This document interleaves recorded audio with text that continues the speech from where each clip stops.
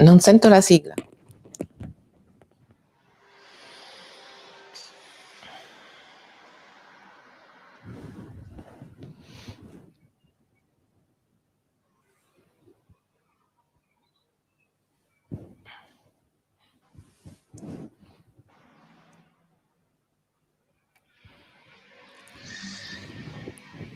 Benvenuti dietro le quinte, conversazioni informali con i personaggi dello spettacolo.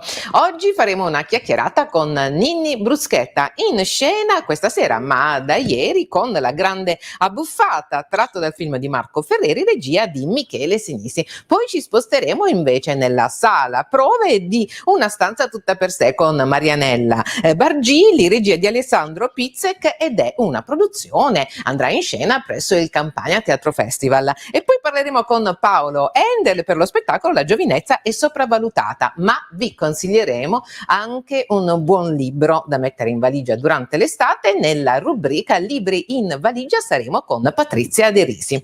Allora, che dire, diamo subito il benvenuto a Ninni Bruschetta. Ninni, come va? Ciao, tutto bene, grazie. Allora, parliamo subito di questa grande abbuffata tratto dal film celebre. Come si fa a renderne anche un successo teatrale? Beh, è difficile perché il film era un film rivoluzionario negli anni 70 e il lavoro che ha fatto Michele Sinisi di adattamento è un lavoro che va molto oltre l'adattamento. Io pensavo, mentre lavoravamo al grande film che Cronenberg fece del Basto nudo di Burroughs, che era un film completamente diverso dal libro, ma che in realtà lo restituiva perfettamente. E questa è un po' la stessa cosa, nel senso che chiaramente in teatro non si può fare una grande abbuffata di cibo perché bisogna fingere oppure costringere gli attori a ingrassare di 30 kg nell'arco di e cosa a cui diciamo che io non sarei disposto a fare, anche vista l'età, mi metterei in una condizione pessima. E Michele ha scelto di fare una grande abbuffata di segni, che sono da una parte i segni della società contemporanea, cioè l'utilizzo che noi facciamo proprio di una simbologia spicciola che è quella che gira nella rete, che va dai like alle GIF, questo genere di comunicazione iperveloce, e all'interno di questo trionfo di piccoli segni invece ci sono i segni importanti, che sono i segni teatrali, per cui questo spettacolo è anche all'interno di una trama che diciamo ricalca perfettamente quella del film. Ci sono i 4 personaggi, c'è la signorina Adelaide che arriva a un certo punto, ci sono le 3 prostitute, però all'interno di questa vicenda in cui c'è anche appunto il cibo, noi cuciniamo in scena eccetera, si parla molto di teatro, si parla attraverso fatti teorici, si parla attraverso un certo tipo di lavoro, cioè addirittura all'interno dello spettacolo per esempio c'è un'improvvisazione pura che noi facciamo ogni giorno partendo da un articolo di giornale che nessuno di noi conosce. Siamo in diretta, Paolo, poi ti apriamo semplicemente a caso una pagina di giornale e da quella pagina parte un'improvvisazione che ha chiaramente, come tutte le improvvisazioni, dei punti fermi, però si svolge su una cosa completamente nuova, e già questo è un discorso sul teatro. Poi si passa per diciamo, lo storico monologo di Amleto, che ho la fortuna di recitare io, ma in una condizione completamente diversa ovviamente di quella che Amleto. Allora Ninni, ti interrompo che ci sono un sacco di domande dei nostri telespettatori. Iniziamo con Francesco Donà che diceva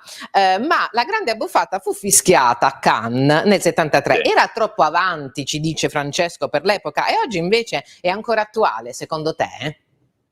Beh, in questo modo è attualissima, perché noi partiamo dal fatto che c'è una necessità di teatro e quindi che viene proprio dal lockdown. Infatti noi entriamo in scena con le mascherine, poi ce le togliamo, però c'è proprio un segno di questo passaggio e quindi diciamo è attualizzata. Quello che diceva La grande abbuffata era una cosa completamente diversa, ripeto, questa è una abbuffata di teatro. Assolutamente. Poi c'era anche l'altra domanda di Simona Garofalo che ci chiede: il teatro riparte, lo fa nel vostro caso con un'opera forte e spiazzante. Cosa vi ha spinto a lavorare alla rielaborazione di un classico del cinema italiano? Ecco, una curiosità. E poi ancora 3 parole per descrivere lo spettacolo, ci dice Simona. Allora, 3 parole per descrivere lo spettacolo, devi dire a Simona che non si può descrivere uno spettacolo in 3 parole, quindi che venga a vederselo. Ma la prima domanda invece qual era? Che cosa vi ha spinto? Cosa vi ha spinto a lavorare alla rielaborazione di un classico? Sì, questa risposta la dovrebbero dare, diciamo, il regista Michele Sinisi e l'autore, che è Francesca Asselta, che diciamo, sono partiti da una suggestione, ovviamente, che era quella proprio di questo maiale che hanno visto e che ricordava quello della Grande Abbuffata, e hanno pensato che appunto ci fosse la necessità di abbuffarsi di teatro, e da lì hanno ripreso il film e lo hanno, diciamo, destrutturato e poi ristrutturato in teatro. Ok, cambiamo argomento per un attimo, passiamo alla curiosità di Giampaolo De Benedictis che ci chiede: l'abbiamo vista spessissimo in TV e al cinema nel ruolo di politico, commissario, in film che trattavano di mafia. Ritieni di essere così tagliato per la parte? Diciamo che ho fatto circa 100 titoli nella mia vita, per cui la percentuale di film che riguardavano le storie di mafia è limitata. Chiaramente poi magari alcune persone li conoscono soltanto per quello. E invece la nostra invece la nostra dai criminali ai grandi poliziotti, ho avuto l'onore di fare Ninni Cassarà, anche personaggi politici importanti come Pio La Torre, così come personaggi che ho fatto anche negativi e criminali all'interno di serie come La Squadra, oppure Romanzo siciliano. Insomma, siamo attori, facciamo quello che dobbiamo fare. A proposito proprio di questo, ci dice la nostra amica Claudia: come si prepara ad un ruolo lontano da lei? È difficile? Si chiama sospensione del giudizio. Se noi non sospendessimo il giudizio non potremmo fare né gli assassini né gli innamorati. Certo, e poi invece Viviana ci chiede: secondo lei la realtà che Boris parodiava è ancora attuale? Parliamo di Boris adesso invece. Beh, forse è un po' peggiorato. È ancora peggio. Passatemi allora all'altro intervento. Claudi, teatro o cinema, che cosa ti emoziona di più? Beh, il teatro è il rito, è la cosa più bella del mondo. Andare in scena è una sensazione che va oltre l'erotismo, ma arriva alla spiritualità. Assolutamente. E poi invece Daniele Morrone ti chiede: che ricordo hai della trattativa ai tempi di Sabina Guzzanti? È uno dei più bei film che ho fatto nella mia vita. Ringrazio Vittorio per questa domanda, e perché è un film girato da una regista secondo me eccezionale, che è Sabina Guzzanti, che ha una competenza sia sul piano della direzione degli attori che su quello della narrazione cinematografica eccezionale. Film modernissimo, con un linguaggio modernissimo, dove io ho avuto anche il privilegio di fare una requisitoria che è il paradiso dell'attore, come fare Marcantonio e Giulio Cesare. Certo, bellissima. Allora ripassiamo la domanda che è appena scorsa, così ci sono ancora tantissime curiosità dei nostri amici. Ti chiedevano anche, per esempio, ecco, passando alla domanda, Viviana: se dovesse descrivere il suo lavoro in una parola invece, quale sarebbe? Fare l'attore oggi che cosa significa? Una parola non basta, direi vivere tante vite. Certo. E poi c'è Claudia che ti chiede: come è iniziata la sua carriera da regista? Ha avuto un'ispirazione in particolare? No, io sono sempre stato un organizzatore, una persona attenta agli altri, cioè mi piace lavorare con altre persone, quindi l'idea di mettere su uno spettacolo è proprio quella di mettere insieme e concertare il lavoro di tante persone. E invece Paolo Gabriele ti chiede: ma la rivedremo ancora in Un posto al sole? No. No, abbiamo parlato prima della scelta importante di un buon testo da parte del regista, ma tu come attore come selezioni i testi che magari secondo te potrebbero funzionare, i personaggi che ti interessano? Allora, intanto bisogna fare una distinzione. Noi viviamo in un mercato che non è così ricco da poter consentire agli attori di selezionare i personaggi e le cose che fanno. È chiaro che ci adattiamo alla qualità di quello che facciamo, si spera sempre che sia qualcosa di qualità. La cosa importante è il lavoro che fai tu all'interno di un progetto, perché comunque partecipare a un progetto, anche se non è il progetto più bello, più riuscito in quel momento, è un modo per migliorarlo. Assolutamente. E poi c'era una nostra telespettatrice che ti chiedeva, hai dei ricordi particolari nella tua carriera che ti hanno segnato particolarmente e quali sono? Ho un ricordo, il ricordo più bello di tutta la mia carriera è stato quando ho incontrato, quando stavo presentando un libro in un bellissimo lido di Oste che si chiama Gambrinus, e mi venne incontro un signore in costume da bagno che mi si avvicinò e mi disse se poteva chiedermi una cosa. Io credevo che volesse farsi una foto oppure un autografo, invece lui mi disse io sono il figlio del maresciallo Leonardi, lei ha interpretato mio padre. Era il caposcorta di Aldo Moro, è stato un momento a dir poco commovente. Bellissimo, bellissimo, e anche quindi questo significa veramente offrire un servizio e rimanere nell'immaginario collettivo di tutti i telespettatori. Un consiglio da dare ai giovani che vogliono intraprendere questa professione oggi, che cosa devono fare? I giovani vivono in un altro mondo rispetto a quello in cui siamo cresciuti noi, non possiamo in realtà dargli consigli. Io l'unico consiglio che do ai giovani, che l'ho fatto anche in questo libro proprio di cui parlavo, che si chiama Manuale di sopravvivenza dell'attore non protagonista, e alla fine del libro l'unico consiglio che gli do è di studiare, perché il nostro lavoro molte volte viene mal interpretato. Si crede che sia un lavoro che si improvvisa, che si può fare con semplicemente se si ha talento, se si hanno anche delle doti esibitorie, che invece non sono quelle importanti. La cosa importante è lo studio e la conoscenza profonda della materia, la conoscenza anche per farti un esempio, io dico a mio figlio che vuole fare il regista che un regista deve sapere tutto di tutto. Deve conoscere la storia dell'arte, deve conoscere la storia del cinema, la storia del teatro, deve conoscere la recitazione, la fotografia. Se vuole fare il regista di teatro deve saper inchiodare una cantinella con almeno 5 colpi di martello. E questo, studiare.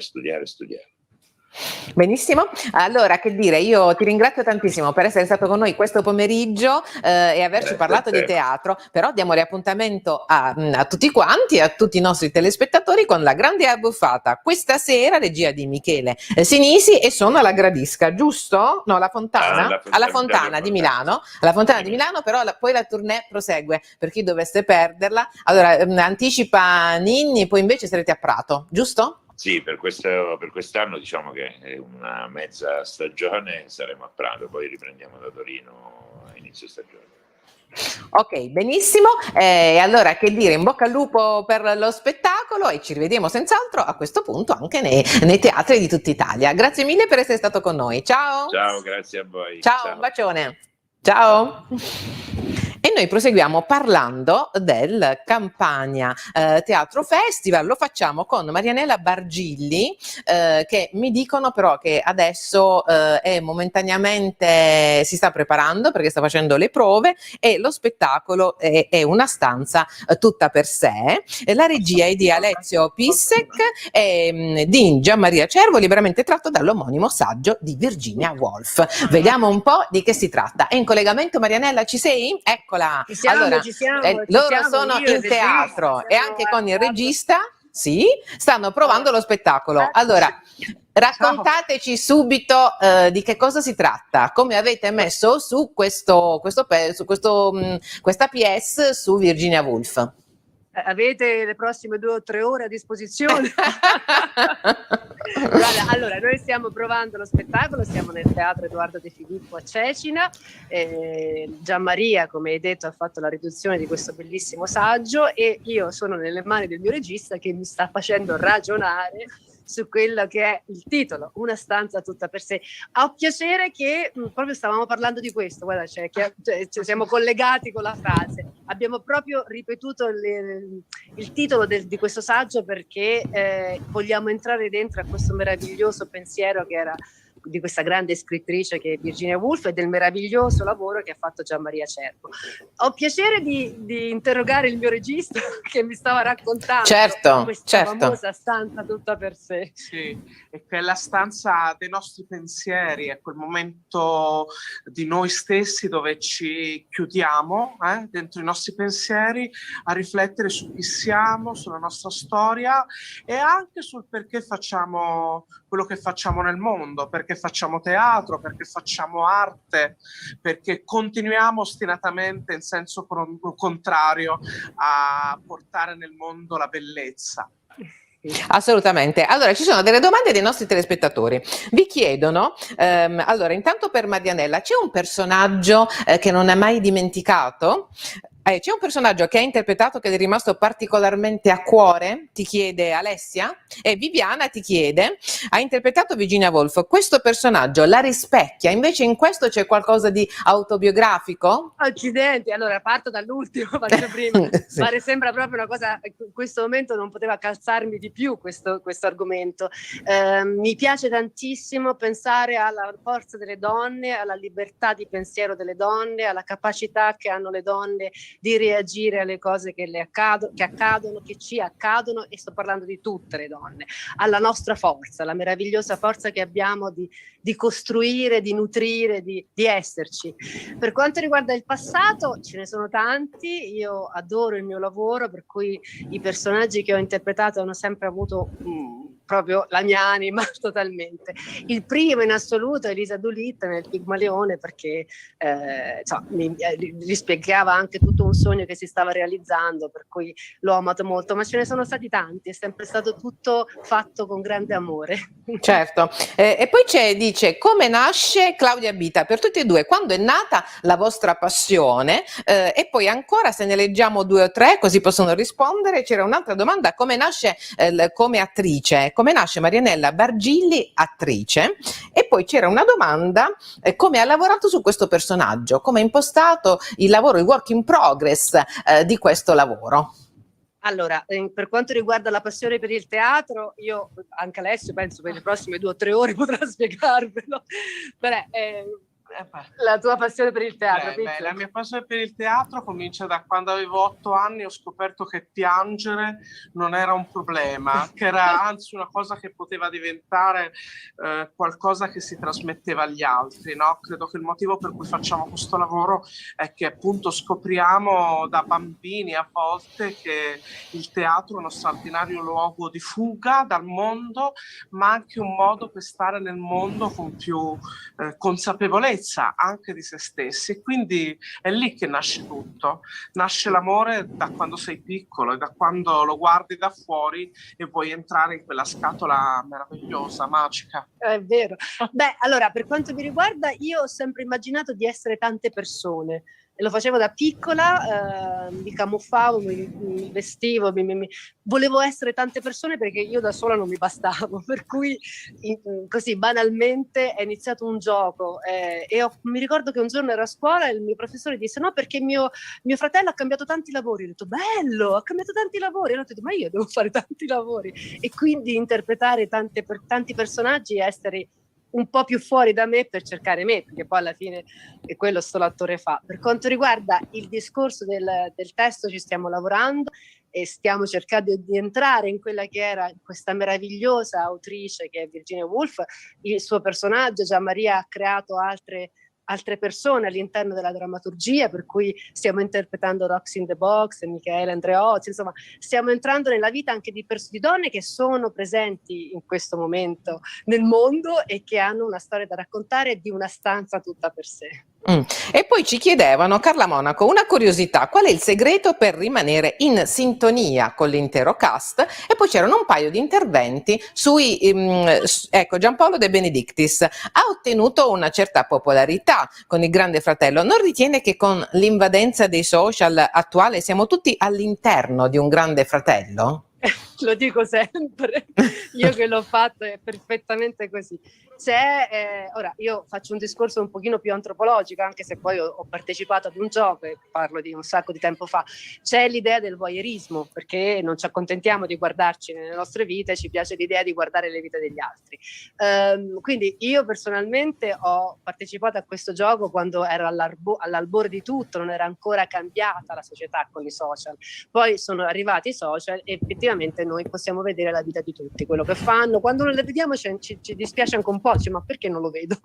Allora, tutto questo secondo me va sempre preso con le pinze. Ora, noi siamo più grandicelli perché siamo cresciuti col telefono a gettoni, col telefono a rotella, insomma i ragazzi di oggi sono cresciuti con un cellulare in mano, per cui è anche difficile trasmettere un pensiero, c'è proprio una differenza di epoca, giusto? Sì, e poi proprio nel titolo anche dello spettacolo, cioè di una stanza tutta per sé, cioè dobbiamo imparare ad avere una dimensione anche privata nostra, in cui gli altri è giusto anche che non mettano occhio e becco, perché solo nel privato, nella capacità anche di dialogare nel segreto di se stessi si riesce a crescere come persone.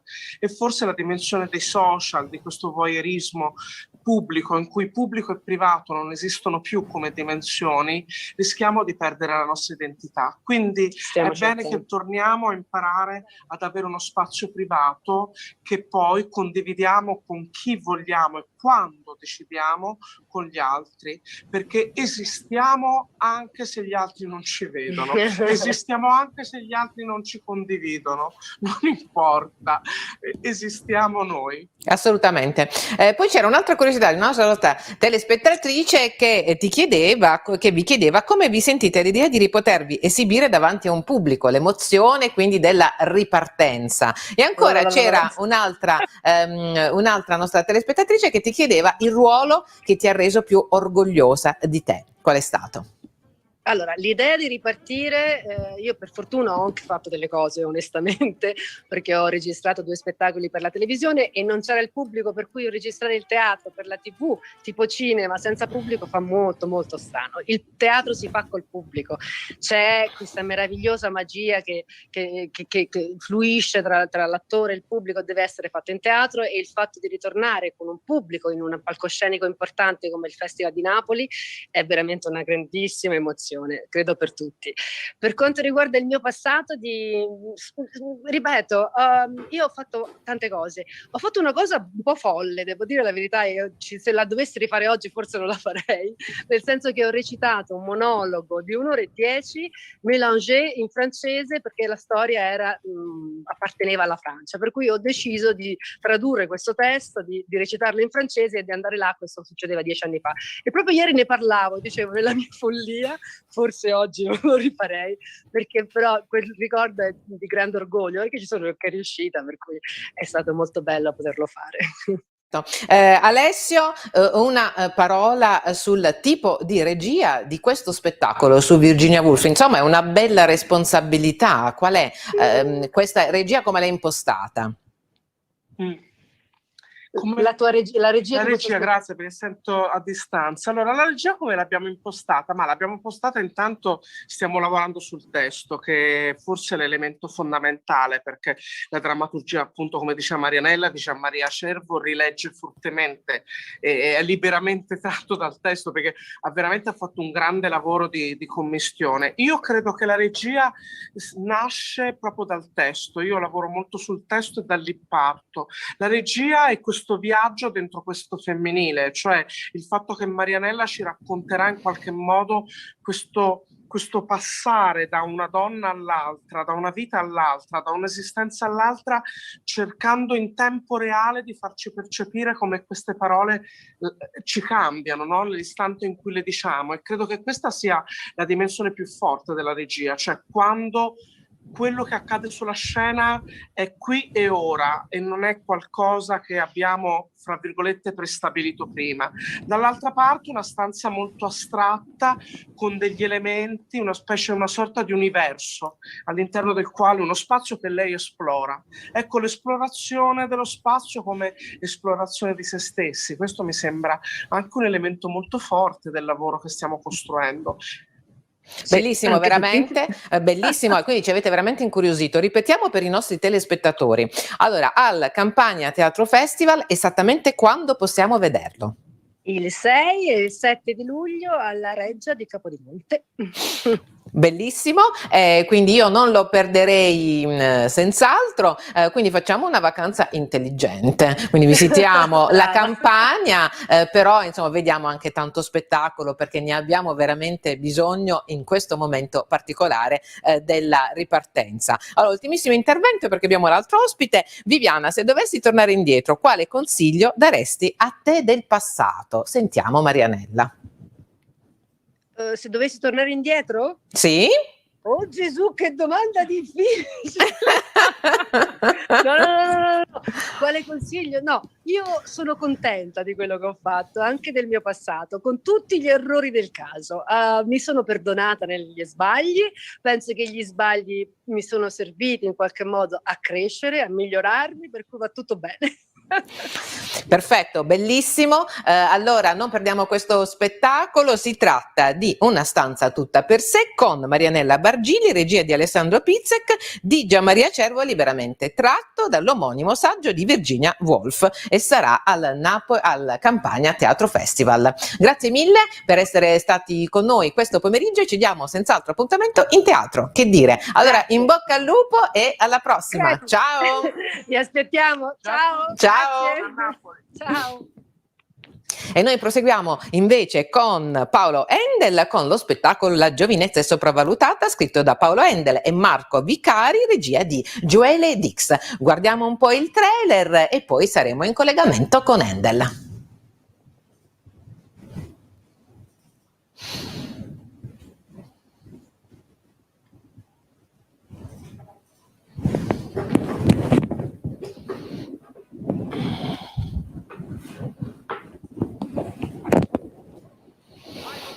In su e in giù, sudando e ansimando, col rischio poi di mettere qualcosa nel posto sbagliato.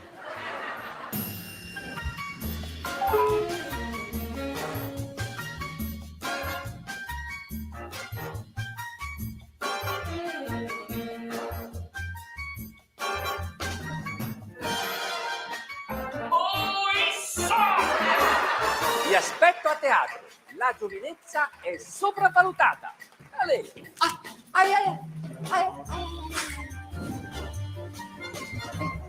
Ed ecco era il trailer dello spettacolo con Paolo Endel, La giovinezza è sopravvalutata, e noi abbiamo in collegamento proprio Paolo Endel. Paolo, come va? Eccomi qua, benissimo, non vedo l'ora di venire dalle vostre belle parti e dopo tutti questi mesi chiuso in casa, in pigiama, con la barba lunga, di poter giocare con un pubblico che ringrazio di cuore immensamente per essere disposto a venire in teatro di questi tempi non facili. Assolutamente. Allora, parlaci un po' di questo spettacolo, che cosa accade? Ma è successo che a un certo punto mi sono reso conto che, insomma, improvvisamente, guarda, succede così nella vita, senza sapere né come né perché, forse perché si sa, mi sono trovato ad avvicinarmi sempre più in modo pericoloso a quella che Leopardi, tanto per partire dalle cose sicure, ha definito la detestata soglia di vecchiezza. Allora, e mi sono chiesto, ma sarà veramente così detestabile questa vecchiaia? Ecco, con tutto l'amore possibile per Giacomo Leopardi, il nostro immenso poeta, non è che sulla giovinezza un pochino forse esagerava? Su questo è iniziato un gioco. Ora, intendiamoci, non vorrei essere frainteso, io sono contento di essere stato giovane, mi sono trovato bene, mi è piaciuto e mi dovesse ricapitare lo rifarei anche volentieri, francamente. Però dico soltanto che tutto sommato mi sono trovato bene anche dopo. Ecco. Senti, come si fa a reggere un intero spettacolo con un monologo? Un attore solo in scena deve fare immaginare tutto ciò che accade. Qual è il metodo? Intanto il metodo per me principale è la voglia di raccontarsi e di giocare sulle cose della vita, spesso proprio di ridere di se stesso, prima di tutto, e di ridere delle tante cose brutte che non ti piacciono, che ti fanno anche paura, proprio per esorcizzare una realtà negativa. Penso che sia un bisogno fisiologico che abbiamo tutti, cioè di prendere di tanto in tanto una boccata d'aria buona e con una buona risata. E quando questo avviene col pubblico, per me è la cosa più bella che possa volere. Allora, ascolta, i nostri telespettatori ti chiedono, allora Roselisa Anelli ti chiede perché la giovinezza è sopravvalutata, e poi Francesco Donà invece ti chiede quanto è stato difficile affrontare con ironia il tema delle malattie della terza età senza scadere nella mancanza di tatto. Grazie Rosalita. Comunque ci sono vediamo se me lo ripassano. Rosalita? Roselisa, perché la giovinezza è sopravvalutata? Dunque, soprattutto noi si parte da un'idea che questa cosiddetta detestata soglia di vecchiezza non sia appunto poi detestabile, cioè si può arrivare alla vecchiaia col sorriso sulle labbra, senza contare che c'è un solo modo per evitare di diventare vecchi: morire prima, e francamente sì. non mi sembra una gran soluzione, no? Ecco. Con la terza età, io sono lì sono sulla soglia, non mi sento per niente gli anni che ho, tant'è che spesso mi ritrovo a dire e a fare le stesse stupidaggini che facevo 30-40 anni fa, con la differenza che allora magari me ne rendevo conto dopo 20 anni, adesso invece faccio una stupidaggine e me ne rendo conto subito dopo, quindi è quasi peggio tutto sommato, e sono un po' lento a capire. L'ideale sarebbe rendersene conto prima ed evitarla la stupidaggine. Con l'età un pochino di stupidaggini forse si riesce ad evitarle. La cosa bella della vecchiaia è che insomma, se hai la fortuna di poterlo fare, può essere il periodo in cui puoi finalmente dedicarti ai veri piaceri della vita. Mi spingo molto oltre, e cioè il dolce far niente, per esempio, se te lo puoi permettere, ripeto, certo. Rallentare il ritmo, curare più le amicizie, gli affetti, i rapporti personali, e i nipoti, e i figli, e soprattutto in particolare la lettura. Allora ascolta Paolo, un attimino, ci sono varie domande, te ne leggo qualcuna, se me le ripassate, ci sono delle curiosità dei nostri telespettatori. Francesco risposto. Allora Viviana ti chiede, oltre che nel teatro, il senso dell'umorismo l'accompagna anche nella vita? E poi ancora Roselisa, come vive il passaggio dalla pagina scritta al monologo comico teatrale? E poi ancora passiamo un'altra, che rapporto ha con il pubblico? Allora, che rispondiamo ai nostri amici? Che parlino col mio avvocato sarebbe la cosa migliore per evitare dichiarazioni compromettenti. In realtà sono tutte belle domande e vi ringrazio. Il rapporto col pubblico è quello che dicevo prima, per me è fondamentale. Trovare un gioco comune, un'intesa, avere la stessa reazione ai casi della vita, e quindi sapersi giocare insieme. Complicità, ecco, questa è la cosa più bella.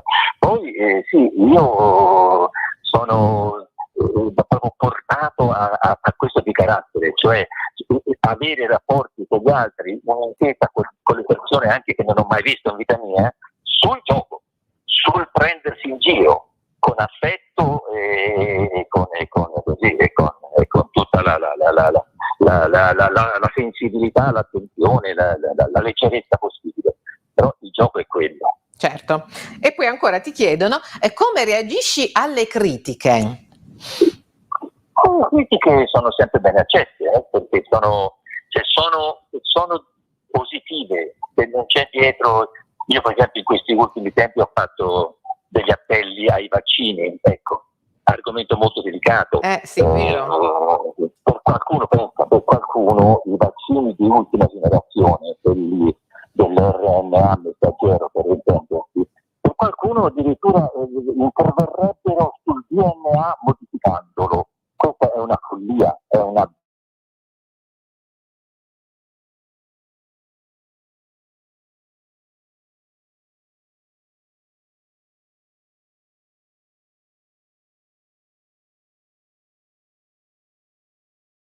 appunto ci renderanno degli automi in mano ai poteri forti, satanisti e compagnia cantante. Io a tutto questo ho risposto con il gioco, con la leggerezza della potenza.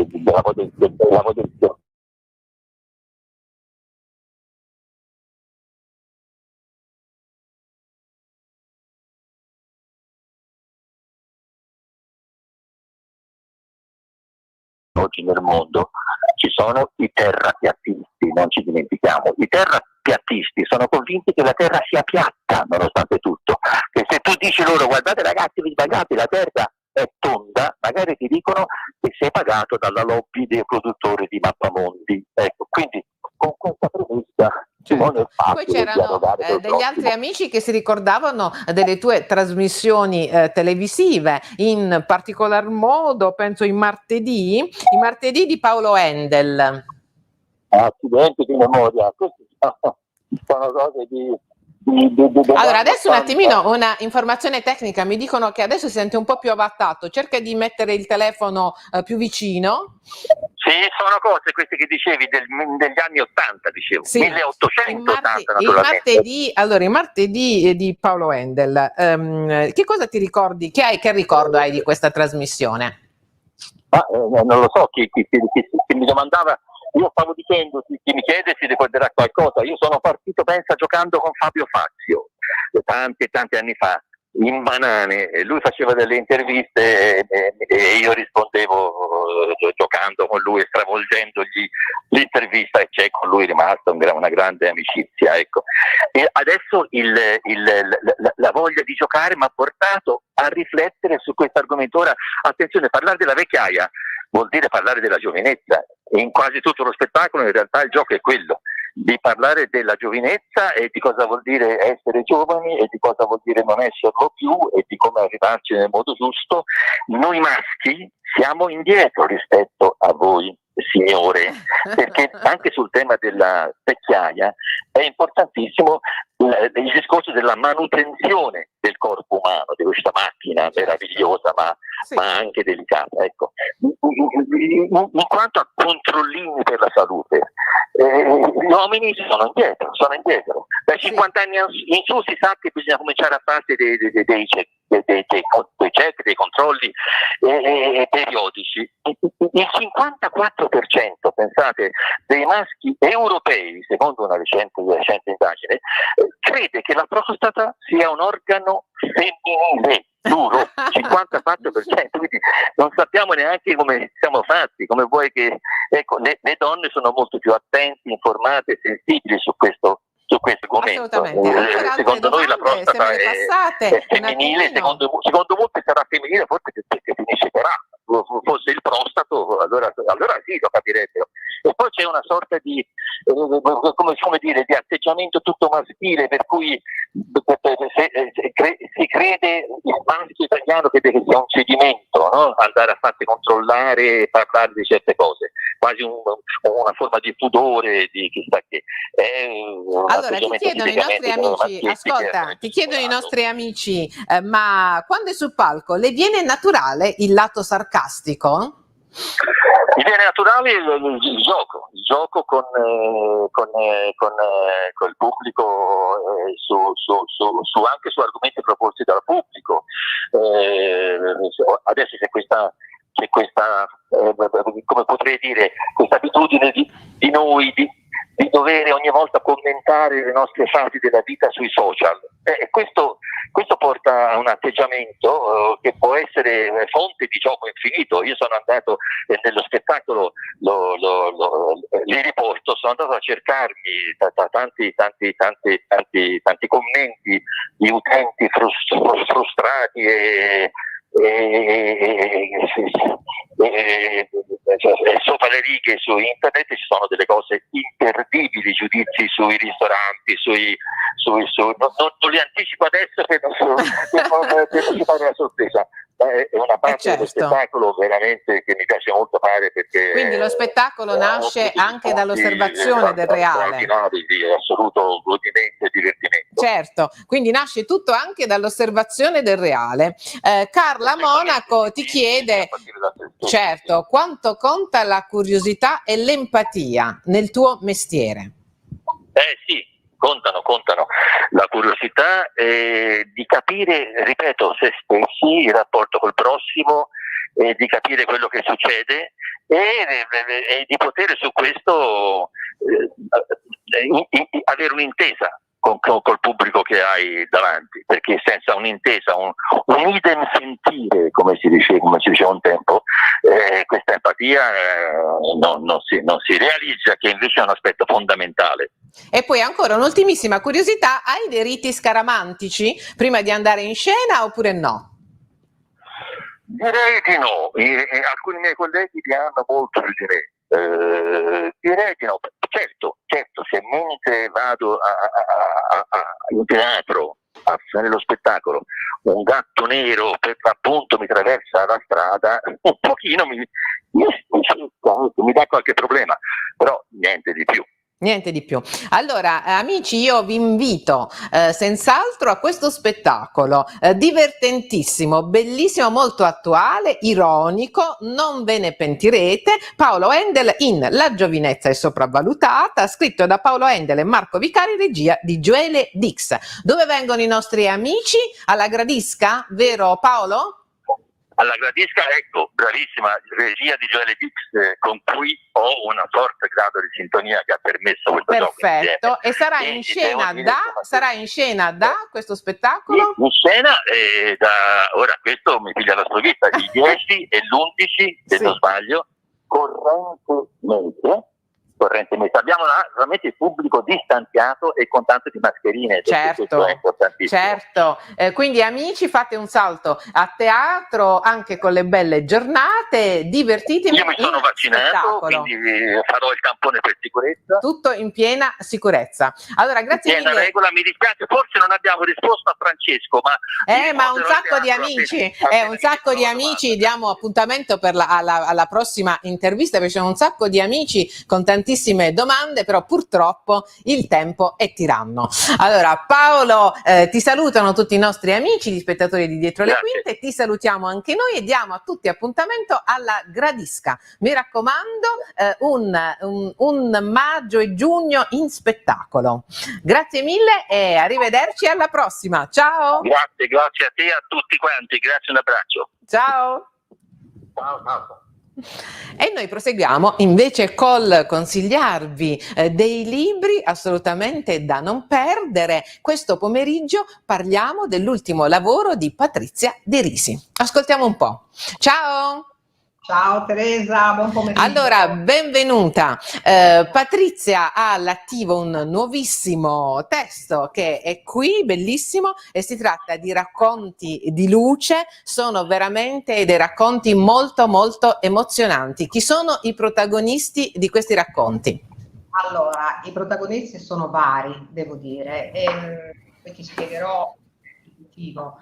Però mi sono rifatta a vari periodi storici, cioè si parte addirittura da una storia di un'imperatrice del 1800 a una giovane innamorata del 1800, poi ci sono due racconti tratti dalla seconda guerra mondiale, poi anni 70, 80 e fino ai giorni nostri. Quindi diciamo parecchio, e anche dei temi molto particolari trattati. Si parla dell'eutanasia, si parla della prostituzione, si parla dell'aborto, ma non in modo negativo, nel senso che vorrei spiegare un attimino. I racconti di luce hanno una sorta di un filo conduttore con la mia prima opera, il mio romanzo.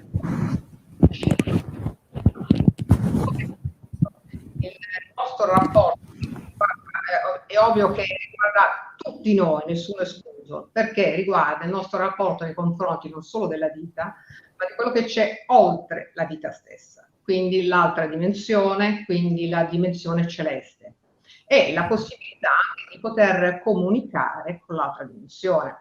Quindi, Infatti, raccontaci questo particolare, certo, sì.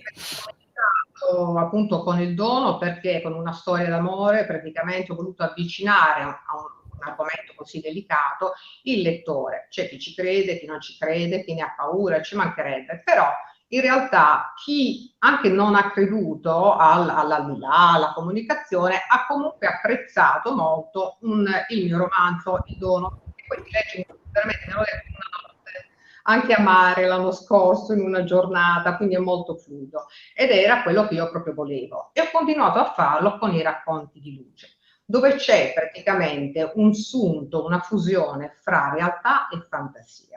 La fantasia perché chiaramente per tutelare la privacy dei protagonisti delle storie e anche di chi riceve il messaggio. E i messaggi invece sono quelli veri. Mi conto che io ricevo messaggi dall'altra dimensione da quasi 4 anni. Sono più di 800 messaggi che ricevo, e non solo dai cari defunti.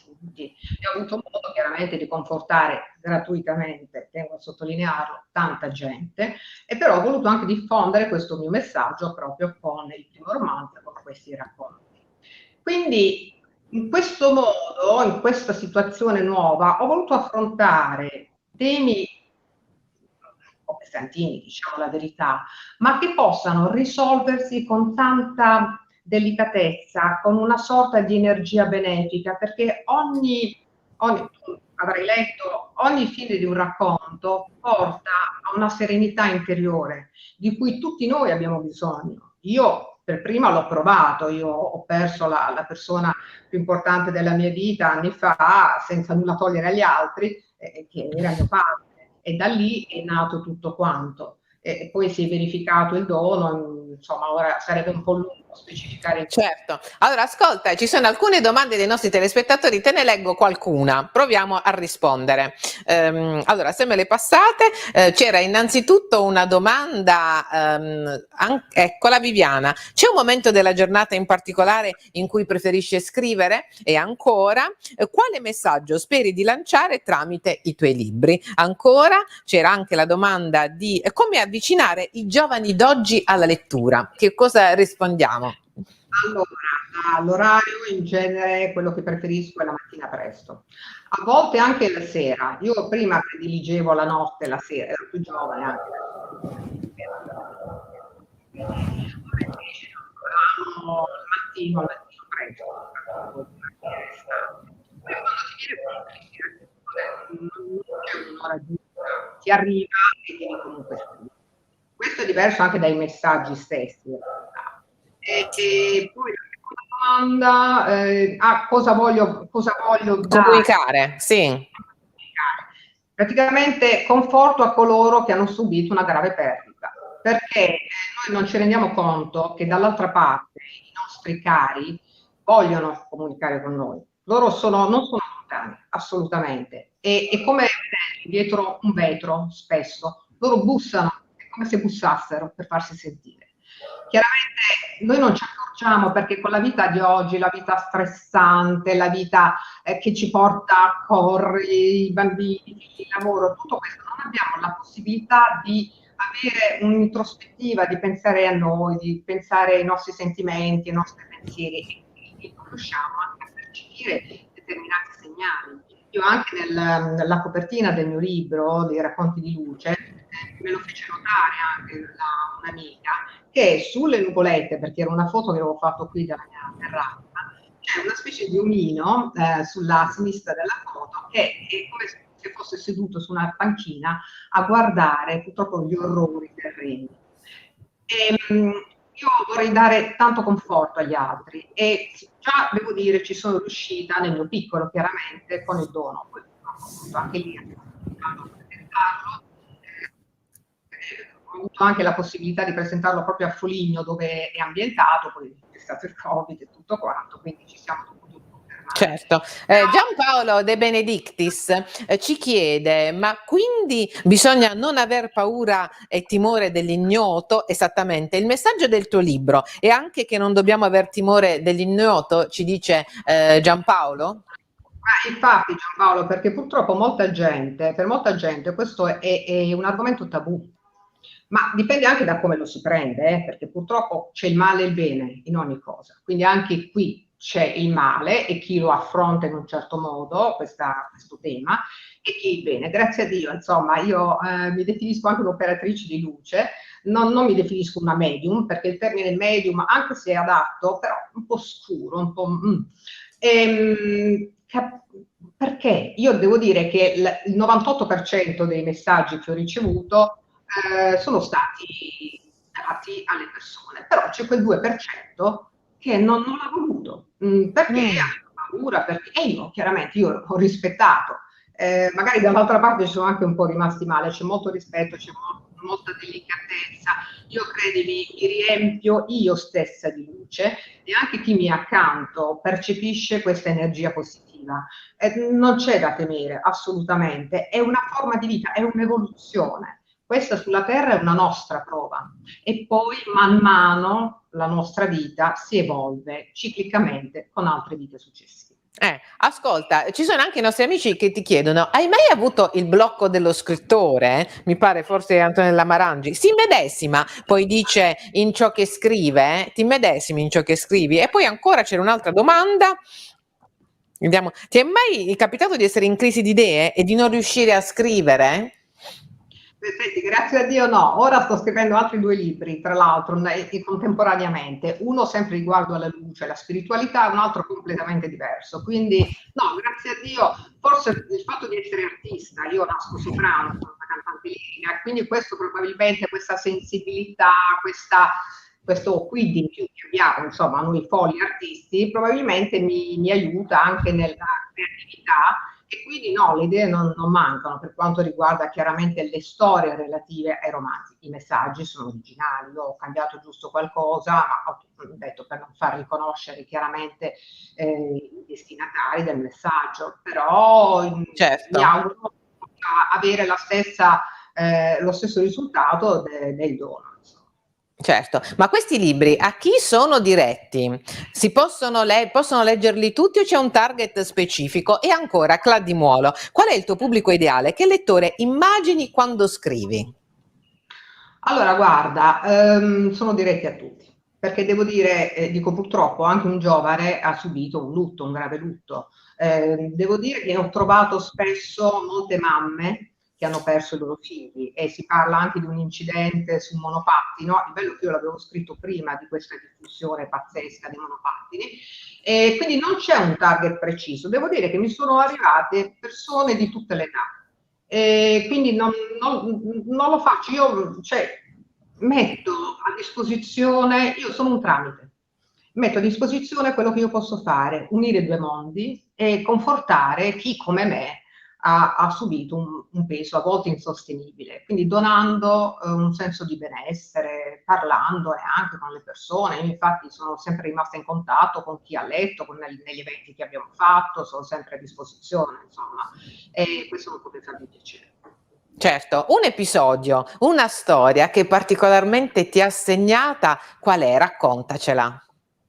Vabbè, guarda, a parte le storie personali, nel senso che vedi, mia madre per esempio ha compiuto gli anni ieri, 90 anni, e è arrivato l'apporto, la comunicazione da parte di mio padre, e sono delle sensazioni stupende che ti commuovono, perché io riesco anche a percepire la personalità di chi è dall'altra parte, perché quella si conserva.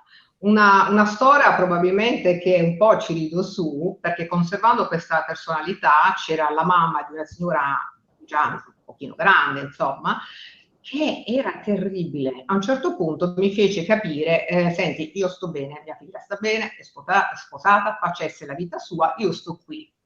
Dico, io che cosa devo dire ora in questo modo? Perché era un tono incredibile.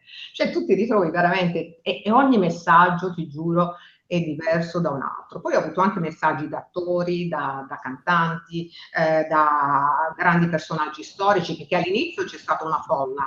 Poi sinceramente io ho fatto anche uno stop, perché ho comunque rallentato molto rispetto a prima. All'inizio ricevevo anche 10 messaggi al giorno. Poi pian piano, anche di notte, anche alle 5 del mattino, alle 3 di notte, poi ho detto, ehi, no. E loro sono molto rispettosi. È come aprire la porta. Se io non apro la porta di casa non entra nessuno in quel momento. Quando Come io si vive? Come si vive con questo con questo dono particolare? Come cambia, come è cambiata la tua vita? Senti, la mia vita è cambiata sicuramente in meglio. Io comunque già da ragazzina avevo questa propensione. Poi sai, la vita ti porta ad altre cose, è normale, no? Poi appunto ho cominciato la carriera come soprano, quindi sono successe tante di quelle cose e poi l'ho lasciato un po' da parte.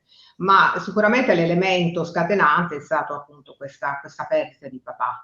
Ho ricevuto io un messaggio da parte di una parente del nord che mi ha salvato letteralmente in un periodo terribile della mia vita, e poi pian piano sono successe alcune cose, sempre andando da questi miei parenti, che tra l'altro premetto tutti professionisti, medici, quindi non parliamo di lettori di casa, senza nulla togliere, ci mancherebbe, però persone anche legate alla scienza, quindi in realtà non è che tutto è andato, diciamo, come doveva essere, affinché io poi ricevessi personalmente il 27 novembre del 2017 il primo messaggio della mia prima guida e poi del mio papà. Quindi non ti posso dire l'emozione, piangevo e ridevo nello stesso tempo, insomma, è qualcosa di meraviglioso. Certo, che cosa consigli alle persone che magari non hanno questo dono, che cosa consigli da questo punto di vista? Allora, da questo punto di vista è chiaro che non è che tutti quanti, anche se una predisposizione anche minima ce l'abbiamo un po' noi tutti, vorrei consigliare di notare anche delle piccole cose che ci accadono, ma soprattutto nel periodo nel momento del dormiveglia, quando ci si sta addormentando o la mattina presto prima di svegliarsi, anche il pomeriggio, perché a volte io l'ho percepito, penso anche mia mamma, con i suoi 90 anni, percepisce determinate sensazioni, quasi un tocco leggerissimo, non ci sono zanzare, quindi ho mosche, è proprio un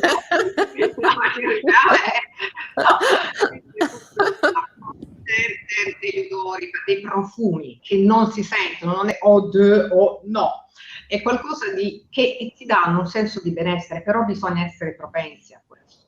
Se io sto a pensare alle tasse che devo pagare, che devo scappare, è normale perché la vita purtroppo è questa, però bisogna ritagliarsi un po' di tempo e pensarli con amore, perché loro non vogliono assolutamente la nostra sofferenza, loro si rallentano il loro percorso quando vedono che noi stiamo troppo male.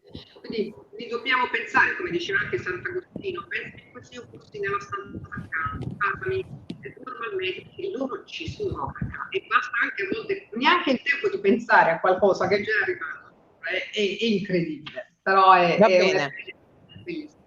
Certo, allora amici, io vi consiglio questo libro, Racconti di luce, un testo interessante che cambierà la vostra prospettiva di vita. Guarderete tutto da un'altra angolazione. Lei è Patrizia De Risi, questo è il suo ultimo testo, ma ce n'è uno precedente che si intitola Il dono. E dove lo possiamo trovare questo testo, Patrizia?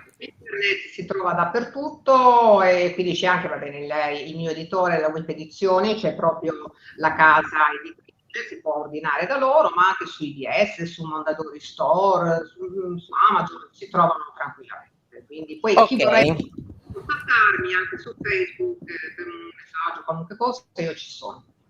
Va bene, allora grazie mille per essere stata con noi, vi ricordo amici Racconti di luce, e così vivremo veramente con un'altra luce. Anche per questo pomeriggio è tutto, e per rivedere tutte le puntate www.dietrolequintetv.com e per le vostre segnalazioni info @dietrolequintetv.com. Arrivederci alla prossima settimana.